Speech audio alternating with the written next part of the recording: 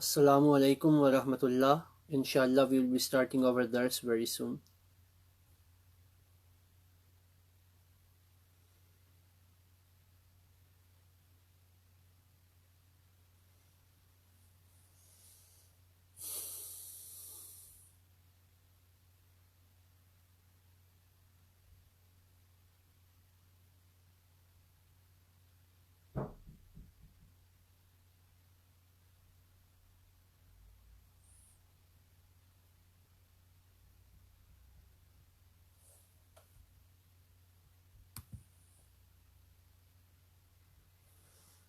Assalamu alaikum wa rahmatullah. Just waiting for some other people to join so we can start our dars.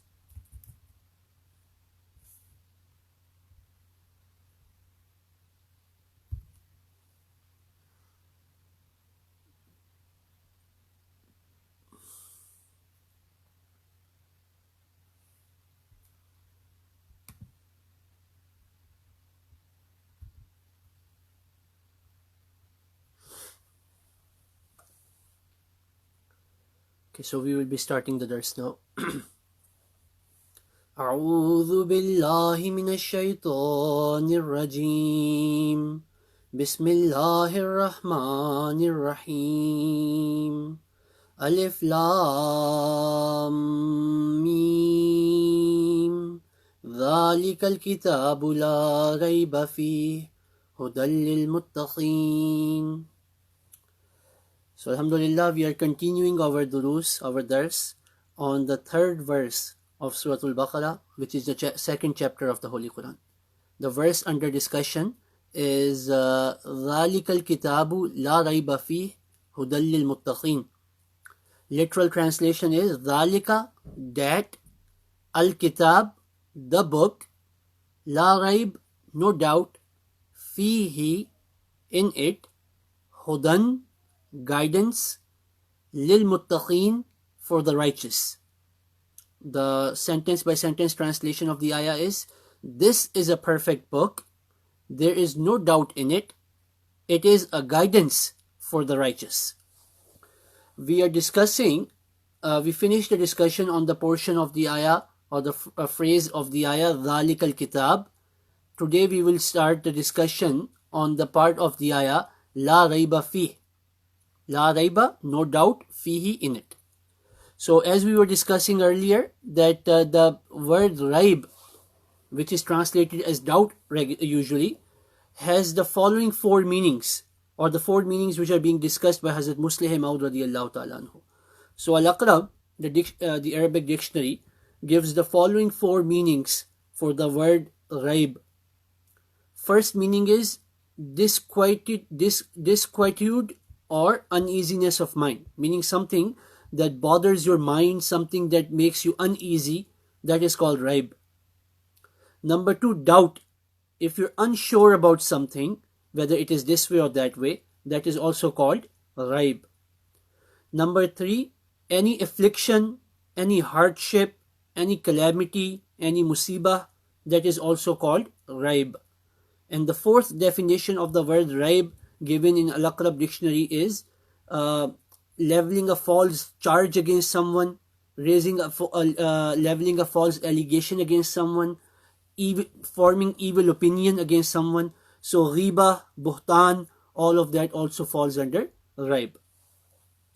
So in the tafsir of this ayah, ذَلِكَ الْكِتَابُ لَا رَيْبَ فِيهِ, this is the perfect book, there is no doubt in it. The first meaning that Hazrat Muslih Maud radiyallahu ta'ala anhu discusses, the first meaning of raib, is the fourth one, that is evil opinion, false charges, or calumny. Okay, so that is the first meaning that Hazur applies. Hazur said all four of these meanings apply to this ayah, but we will discuss the fourth one first.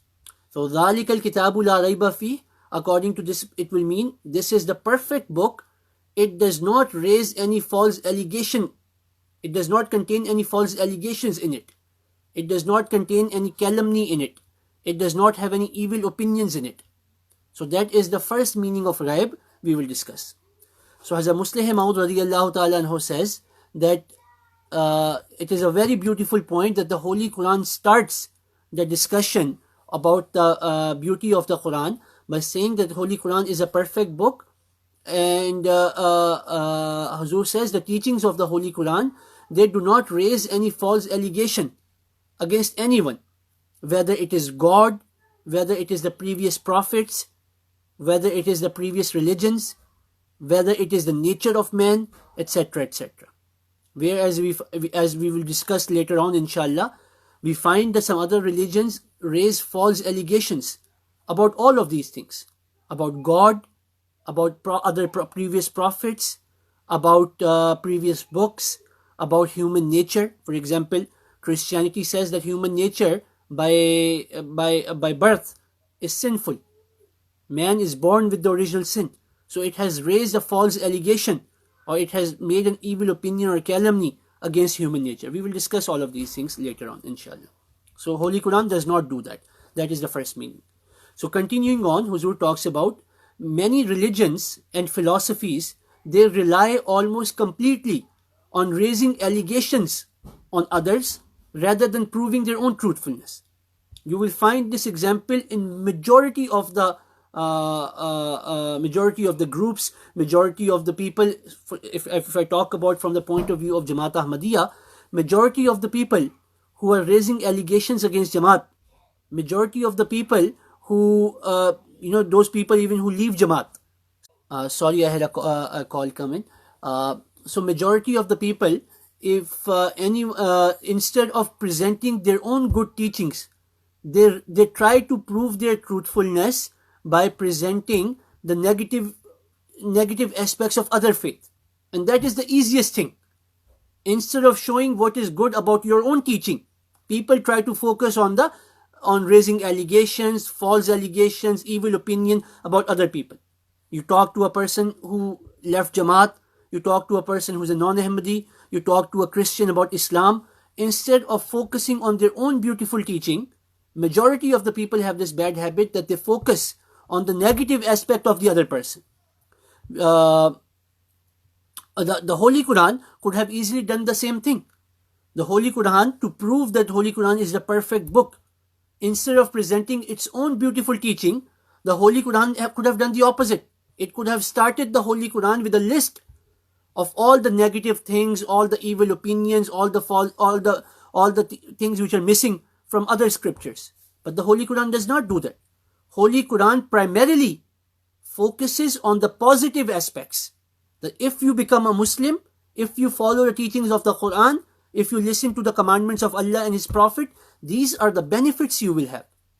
And of course, one of the purposes of the Holy Quran is to highlight the weaknesses of other religion as well, because Holy Quran is a hakam.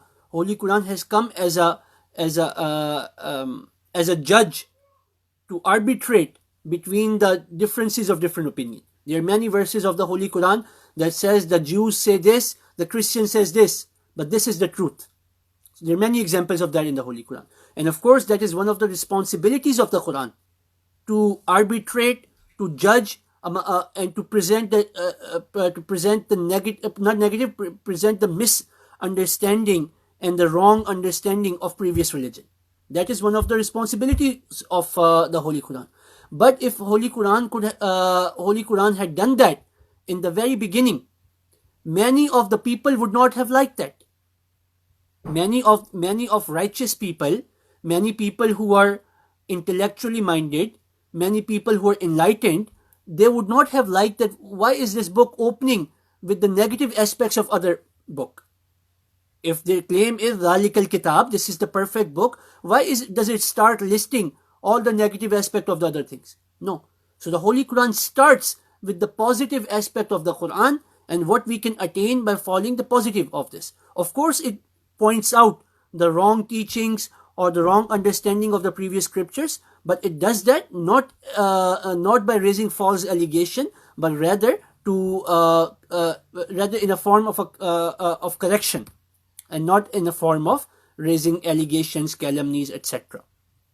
Similarly, the Holy Quran is also very clear that it is one of the it is the only book. Islam is the only religion that accepts and expects its followers to also accept in in um, generally speaking, it expects all of the followers to believe in the truth of all the previous prophets and to believe in the truth of all the previous books in principle.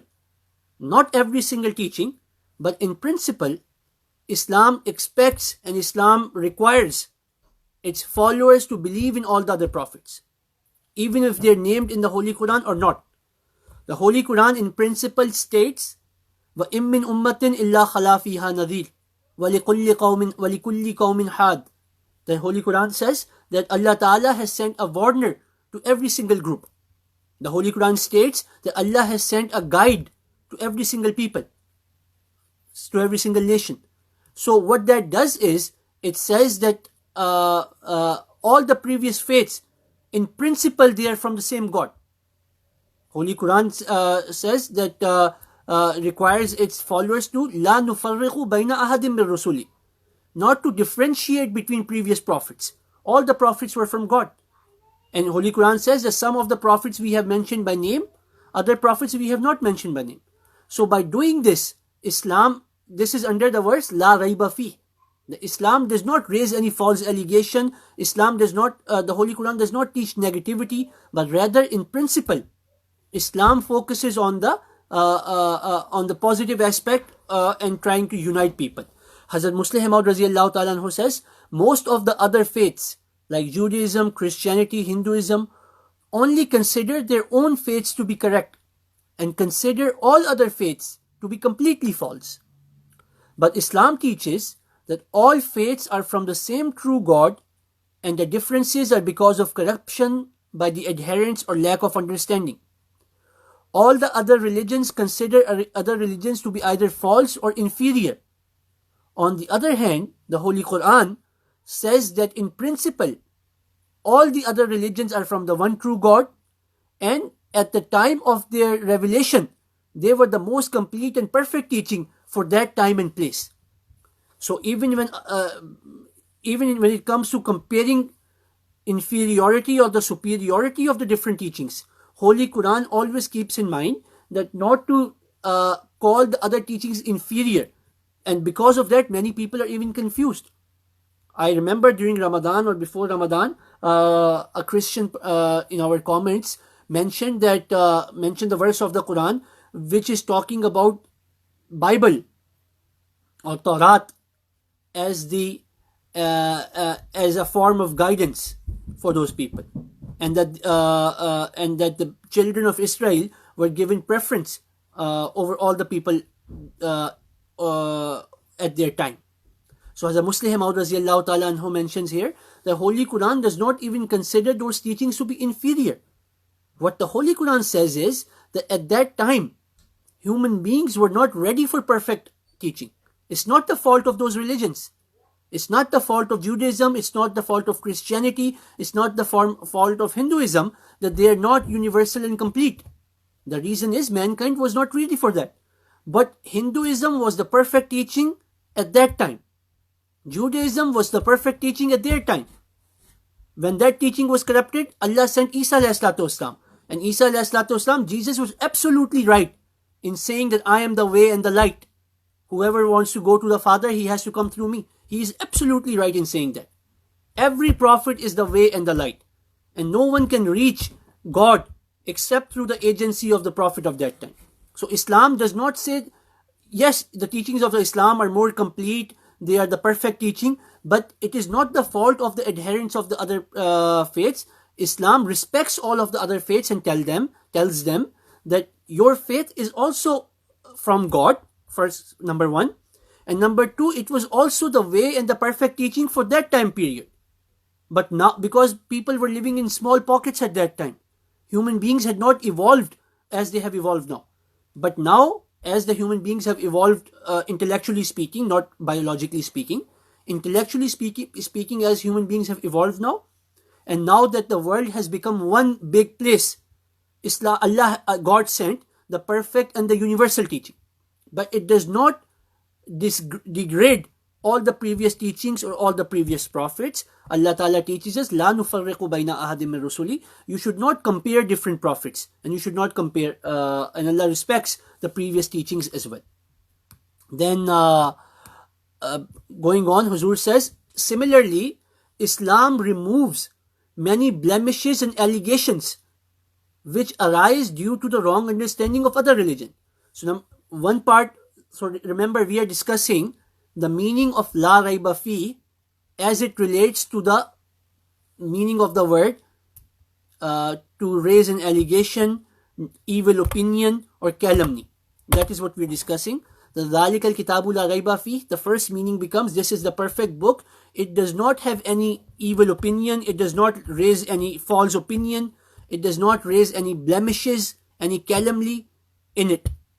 So, the second thing Huzur discusses is not only the Quran does not disrespect previous faith, Islam actually removes some of the blemishes, some of the false allegations which are raised on God, on God's prophets, on human nature, etc. by previous religions, either due to corruption or due to lack of understanding.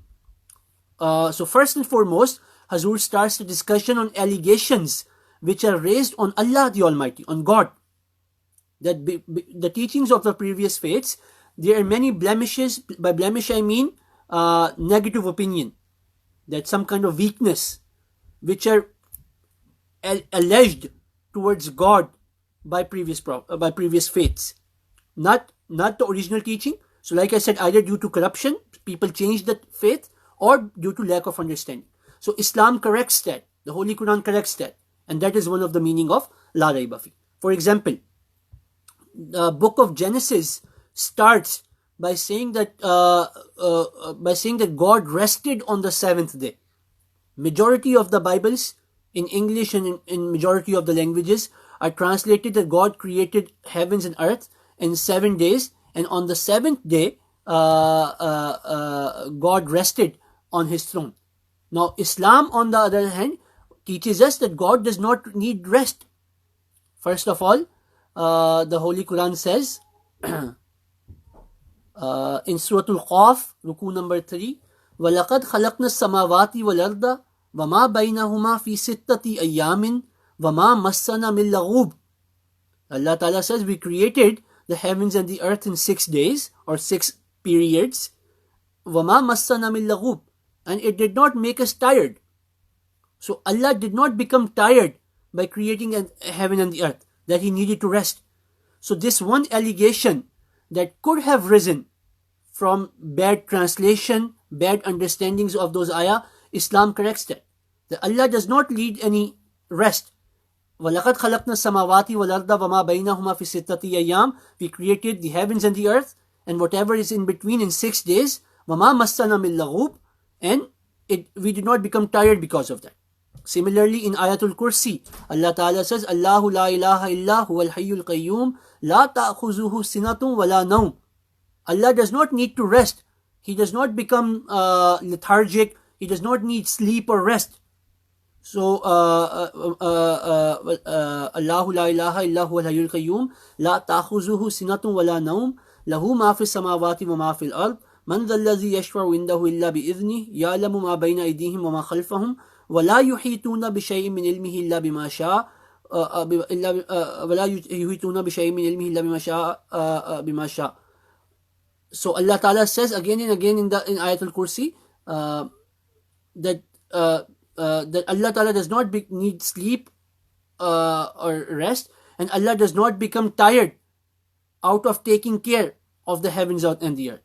So inshallah, time is up. Tomorrow I will discuss some more allegations which are raised against Allah, either due to corruption of the previous faith or either due to the wrong understanding of the previous faiths, and how Islam has corrected. So one of them that has been corrected by Islam is that God needed to rest on the seventh day. Islam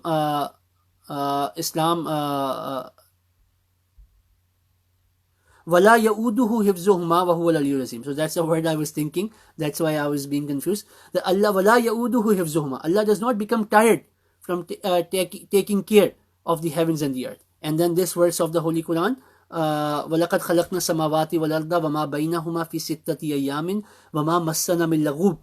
Allah did not become tired because of the creation of the earth. It answers an allegation or a blemish that may have risen, that what was the need that God needed to rest on the seventh day?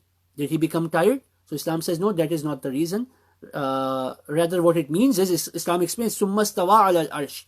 Now I'm adding this last part from myself, that Islam also says that on the seventh day, ثُمَّ اسْتَوَى عَلَى الْعَرْشِ.